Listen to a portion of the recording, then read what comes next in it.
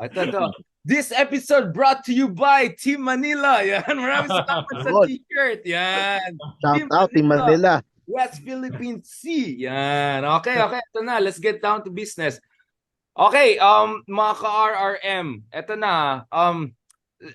Joking aside, so we just had no less than the Prime Minister Lee Hsien Loong of Singapore kind of telling the Philippines, sigurado ba kayo dyan? In a sense that mukhang umiinit talaga yung usapin at yung mga hidwaan natin dyan sa West Philippine Sea. And I can say confidently now I'm legit worried na something stupid might happen there. Not because of us, but because of the other side. Because yung China, yung mga bata nila dito not doing very well.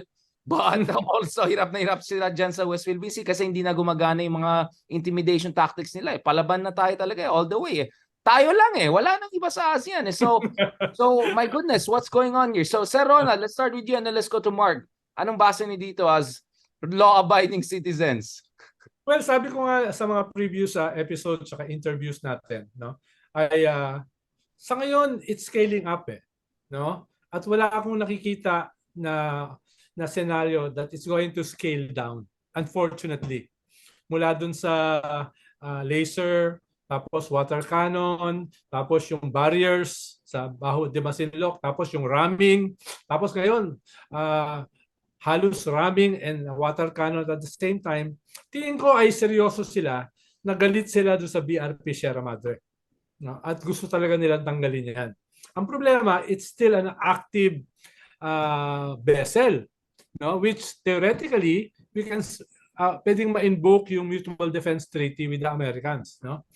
Kaya ang problema, parang nakataya na yung bongbong government na hindi sila aatras dito. Yung pronouncements ng Defense Secretary, this is a creeping invasion. Yung statement ng Coast Guard, no? Ba't kami hihingi ng permiso, no, to fly our own backyard or Which front is yard? legally correct. No? But Ronald, do you think because I think we're clear about the legal aspect here. I don't know about Robin Hood, but klarong-klaro, low tide elevation po yung Ayungin Shoal. So hindi siya territory to even be claimed. It falls within our exclusive economic zone.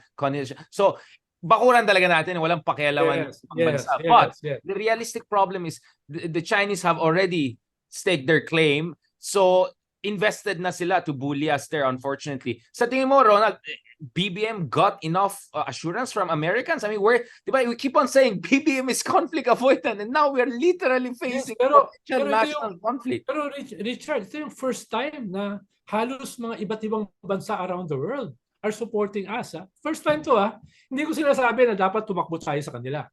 Pero from Europe to Australia, even India. Not even your time when you were in Aquino administration? In time ni nung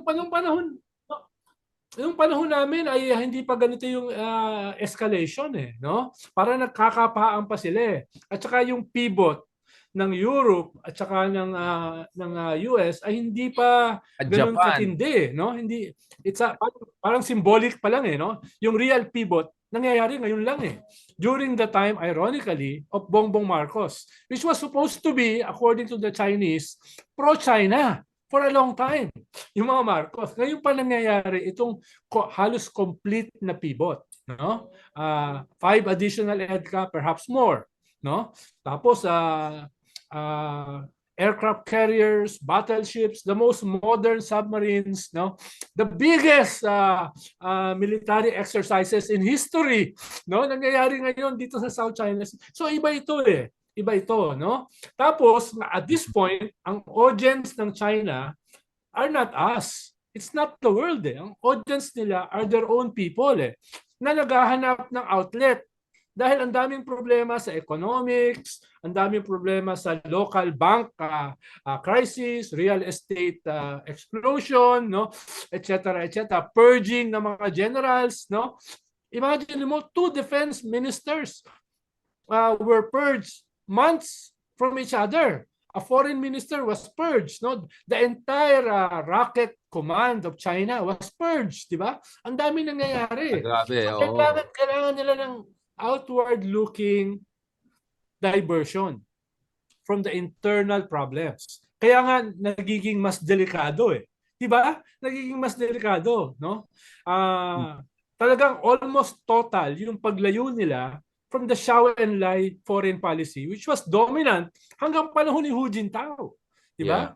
Yun yung ngayon talagang ano to, international So rivalry. your position, Ronald, is China has so many internal problems, and therefore it's desperate for diversion. And unfortunately, South China Sea, West Philippines seems to be perfect diversion for that. Okay, we can debate about that. Actually, some Yes. people are pushing back against that, but that's one way of looking at it. Na Yes. hindi lalambot yung position ng China because they just cannot afford it. When you feed your population with propaganda, patriotic education program for 30 years. Nationalism, Chinese Exactly. nationalism. It's an opium of the masses, right? May logical direction Exactly. yan. No? Now, At I pag want to nagsimulan mo na, mahirap nang bawiin. mahirap yan, to unplug it. But let me go to let me go to Mark. Mark, what's the state of conversation sa blogosphere dito sa West Philippines issue? Because may mga ka-Davao tayo na nagjo-join sa atin live from Davao. I'm sure the line from the other side is, sabi namin sa inyo, EDCA kayo ng EDCA, US kayo ng US, tignan niyo naman ngayon, binubuli tayo lalo. Kasalanan niyo yan. Essentially, that's what Robin Hood was saying a few months ago, na sinisisi ang Pilipinas for provoking China, supposedly. What's going on there? Yung mga kaibigan natin dyan na DDS vlog, anong linya nila ngayon? I always say this, and it's still true ngayon, yung China is one issue that hindi nila mapanalo-panalo. Yung for majority of Filipinos talagang galit doon sa ginagawa ng mga Chinese dyan sa West Philippine Sea. And ang ganda nung sinabi ni Sir na sa China ginagawa siyang parang internal issue. But hindi kaya yan gawin din ni PBBM sa atin? Na use yung issue na yan para pag-isahin yung bansa. But isn't that what's happening, Marco? Because my not strong enough Strong enough, okay. But isn't that the whip against the Dutertes to say, no, see, like, everyone is with me. I'm defender of the Philippines. Mga Duterte approach. Don't you think there's a dimension to that, Mark? Or you think hindi pa? Mamaya natin tanongin si Ronaldo. Kasi for me nga, meron siyang dimension domestic na BBM has an interest in a strong West Philippine position because that's one of the ways he can get at the Dutertes and say, kayo, saan kayo ba tataya, di ba? I mean, you're absolutely right. Hirap na hirap mga Dutertes to get the Filipino people to their side, di ba? Until something big might happen and then ibang usapan na yan, di ba? I mean, pero I think kasi yung kay President Duterte, medyo na-establish din sa utak ng mga ibang Pilipino na yung ginawa naman niya during his time, nakatulong din naman sa nangyayari ngayon. Kasi parang yung mga Amerikano and yung mga ibang bansa na nakita na what would happen if mas kumampi tayo sa China, mas niligawan to din si PBBM. So parang medyo lusot na si PRRD doon Dahil minura ko sila, sineseryoso na tayo. Parang ganun Yung mga ganun parang mga ganun Alam ko yung line pero, na yan. Pero ang punto nga is yung mga statements ngayon, ng mga katulad nila SAS, di ba, ng mga iba pang mga natatawag na pro-China ng So yun nga ang medyo umiinit din. Hindi, lahat naman ng mga talking points comes from comes from SAS.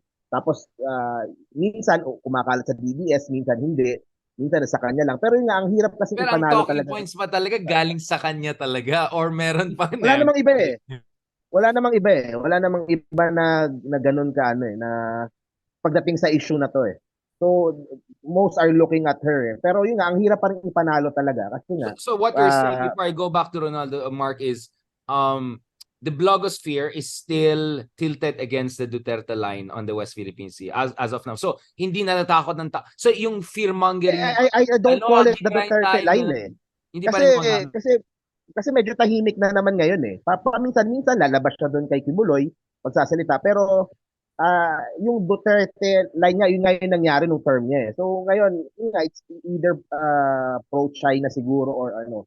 Parang hindi ko siya nalilink directly na to Duterte sa panahon ngayon. So I won't call it Duterte line. So kaya kahit yung DDS, hindi din lahat. Hindi din naman lahat ay doon yung direction. Hindi din naman, di ba? Parang nung nakausap natin si Banat Bay, di ba? Parang he was defending yung policy. Kailan yun, Mark? Sa Real Talk.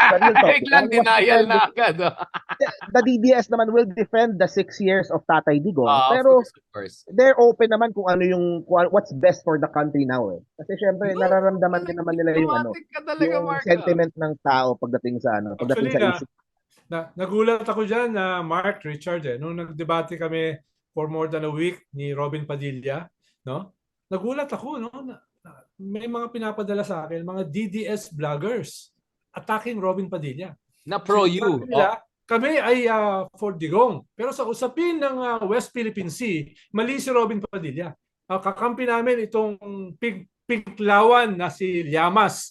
No, nagulat ako ay inaamin nila na sila ay Digong, pero sa usapin ng West Philippine Sea, iba ang aming posisyon, no? Kaya totoo, nahihirapan sila dahil overwhelming yung anti-China sa ating populasyon. At hindi yan ganun kadaling i-overturn overnight or even a generation, no? Halimbawa, si BBM nung kanyang state visit nung January 6. Tapos commit sa kanya si Xi Jinping ng 22 billion. Nakita niya, karamihan sa economit sa kanya, yun din yung economit dati kay Digong na hindi na i-deliver. Cycle. So green, ang narrative, friendly. Ang narrative against Digong, nag-pro-China na tayo in 6 years. Pero what do we have to show for it? Ano nangyari dun sa fast trains? Ano nangyari sa Mindanao Rail? Ano nangyari dun sa 500 industrial estate sa Clark, etc., etc. Ang merong natira, yung 2 tulay sa Intramuros, di ba? Yun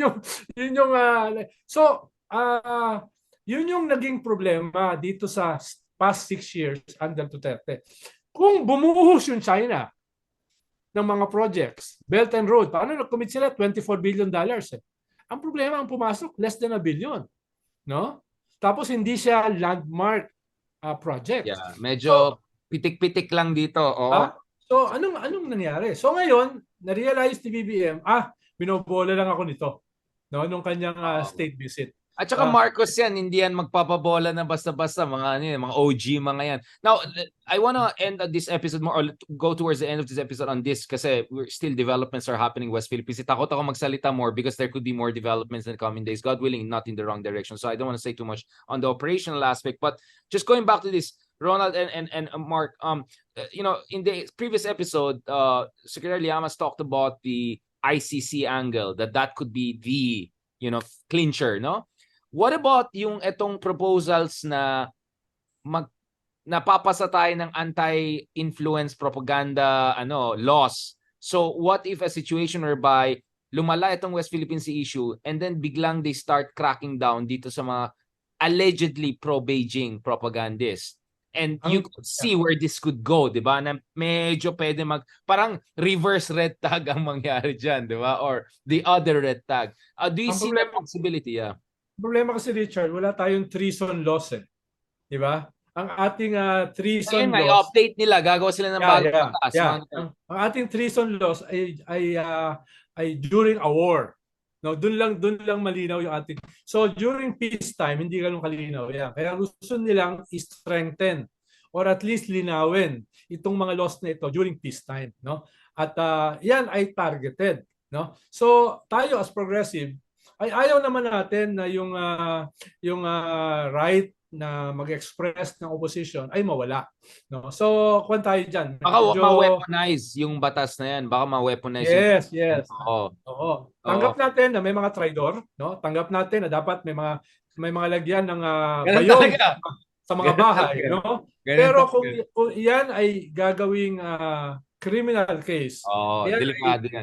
Pagdedebatihin natin. Dahil pwede rin yung gamitin laban sa atin Di ba? Pwede rin yung gamitin. Ma-weaponize yan. Pwede yung ma-weaponize. Ikaw, Mark, sa tingin mo, some bloggers reported na silang ma-target mamaya itong mga anti-espionage propagandist law. Do you think some of the bloggers may be worried na I mean, kasi as early as now, parang ina-attack na yung mga iba na makapili, yung mga ganyan attack, di ba?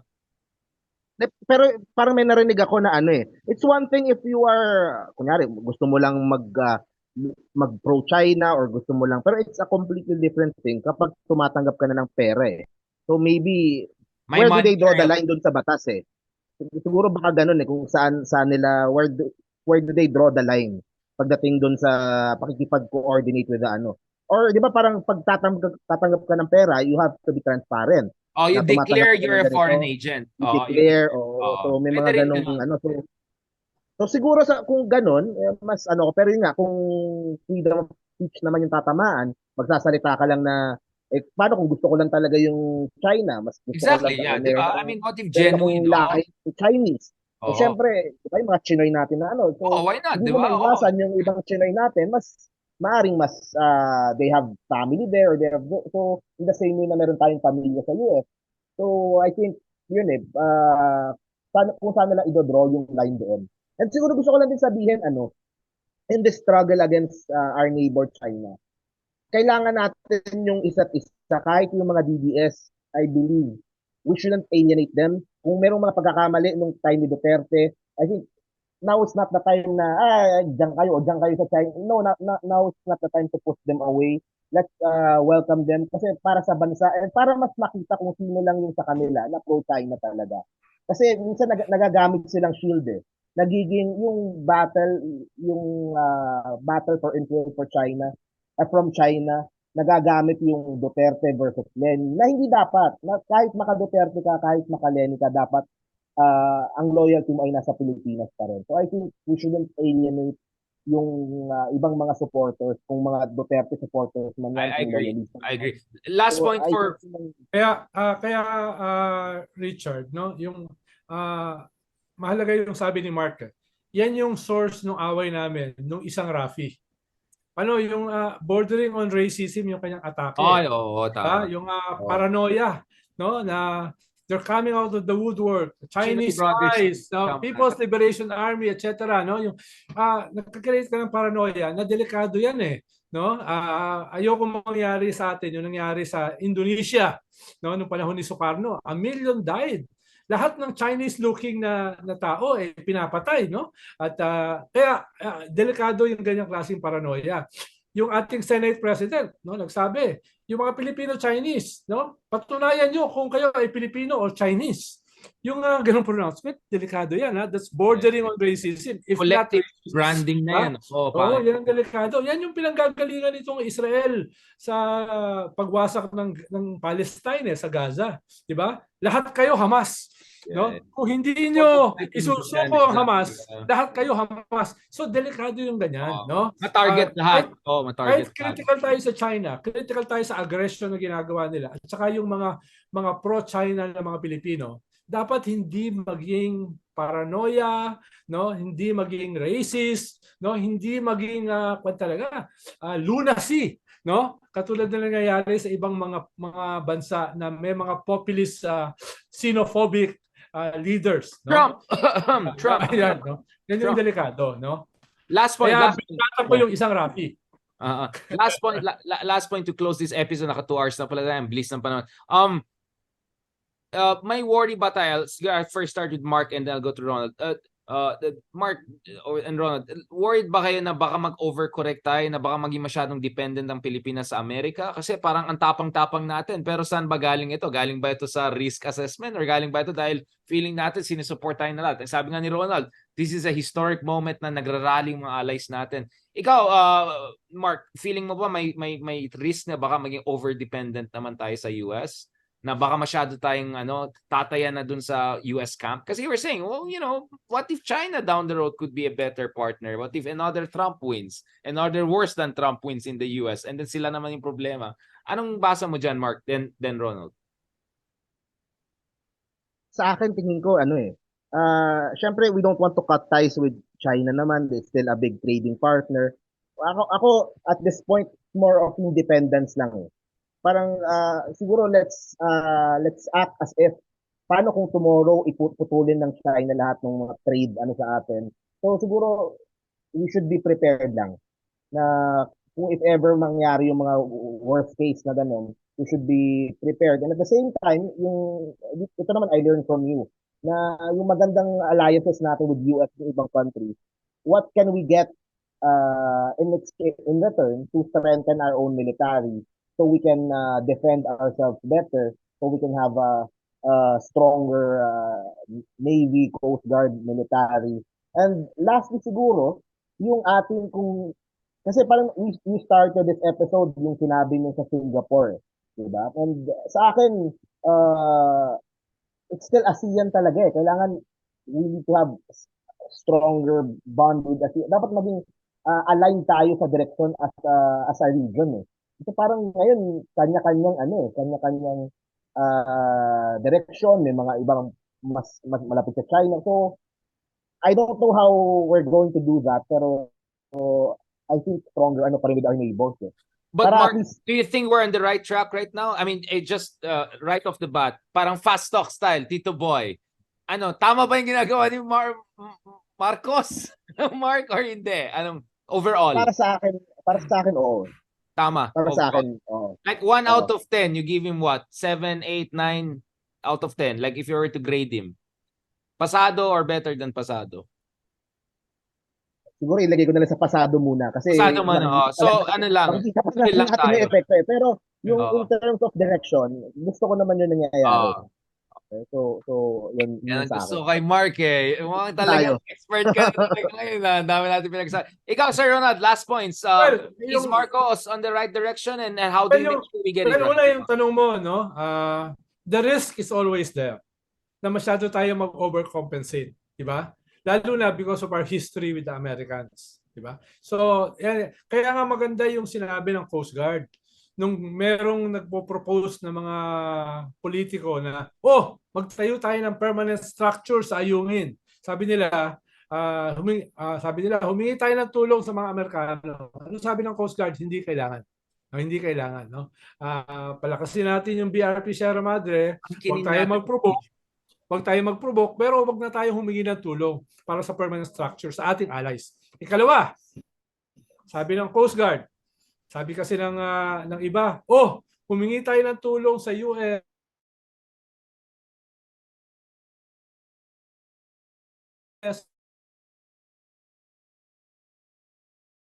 Australia, etc. para samahan yung ating mga supply vessels na nagsusupply sa can do it for now yung ating Coast Guard. Na wag naman tayo takbo ng takbo sa ating allies, di ba? Yun yung mahalaga. At the same time, wag naman tayo maniwala sa sarili nating propaganda na friends to all, enemy to none.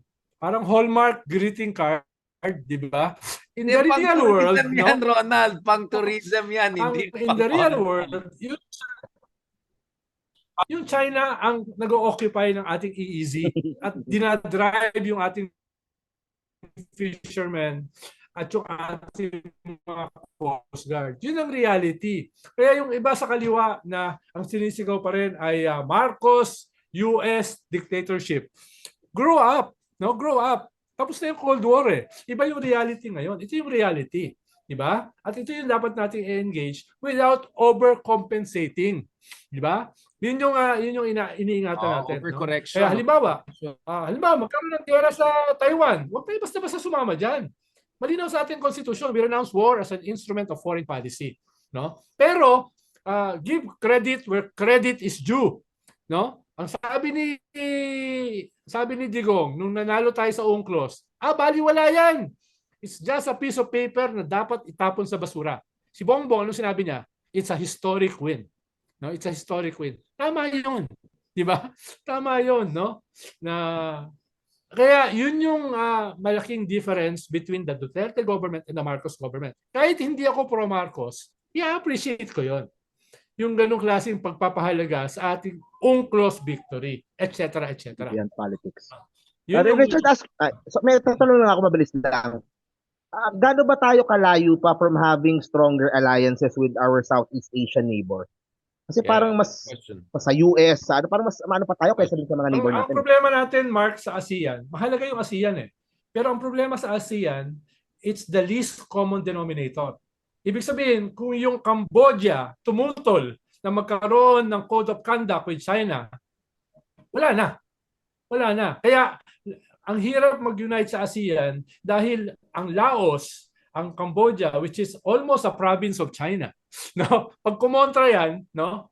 Tapos ang usapin, no? Ronald, sa akin yung question na ito ka na naman, yung biglang tama na ako para sa ASEAN 10 medyo malabo kasi kailangan mo ng consensus. Actually unanimity, it's not even consensus. Pero ASEAN 4 like Malaysia, Singapore, iba yun. Vietnam, pwede Oo. natin i-work yan. I Ba think yun? that's what we have to work. We have to directly That's workable. Vietnam, Yes. Malaysia, Indonesia, Singapore. Ito, mahalaga itong apat na to eh. I think we can get this four on our side or kinda to our side.